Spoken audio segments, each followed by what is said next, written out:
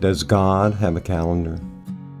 Yes, God created his calendar and he uses it to plan events.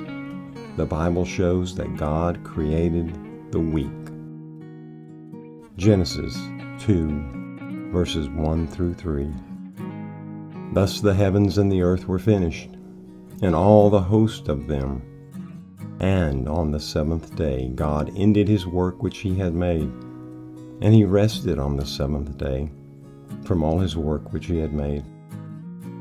And God blessed the seventh day and sanctified it, because in it he had rested from all his work which God created and made. The weekly cycle of 7 days was initiated by God. That same cycle will continue forever. Genesis 1, verses 14, 15, and 19. And God said, "Let there be lights in the firmament of the heaven to divide the day from the night, and let them be for signs, and for seasons, and for days and years. And let them be for lights in the firmament of the heaven to give light upon the earth." And it was so. And the evening and the morning were the fourth day. God established his calendar from the beginning. It contains days, weeks, months, seasons, and years. Revelation 22, verses 1 through 5. And he showed me a pure river of water of life, clear as crystal, proceeding out of the throne of God and of the Lamb. In the midst of the street of it, and on either side of the river, was there the tree of life, which bare 12 manner of fruits, and yielded her fruit every month. And there shall be no more curse, but the throne of God and the Lamb shall be in it.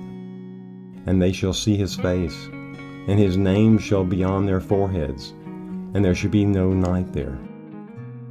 And they need no candle, neither light of the sun, for the Lord God giveth them light, and they shall reign forever and ever. As shown, heaven uses God's calendar. Each year has 12 months. Forever, God provides the lights which signify his perfect calendar. The Bible also defines the month to be 30 days.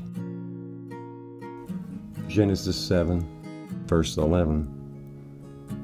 In the 600th year of Noah's life, in the second month, the 17th day of the month, the same day were all the fountains of the great deep broken up, and the windows of heaven were opened. Genesis 8, verses 1 through 4. And God remembered Noah, and God made a wind to pass over the earth, and the waters assuaged. The fountains also of the deep, and the windows of heaven were stopped, and the rain from heaven was restrained. And the waters returned from off the earth continually. And after the end of the 150 days, the waters were abated. And the ark rested in the 7th month, on the 17th day of the month, upon the mountains of Ararat. In summary, 5 months had 150 days. On the earth, the repeating moon cycle indicated the month. Therefore, each month had the same number of days. Each month had 30 days. Up to the time of Noah's flood on earth, each month had 30 days. That monthly cycle of 30 days was initiated by God. On God's calendar, that same cycle will continue forever. Because each month had 30 days, each year had 360 days. The yearly cycle of 360 days was also initiated by God. On God's calendar, that same cycle will continue forever. Come on now.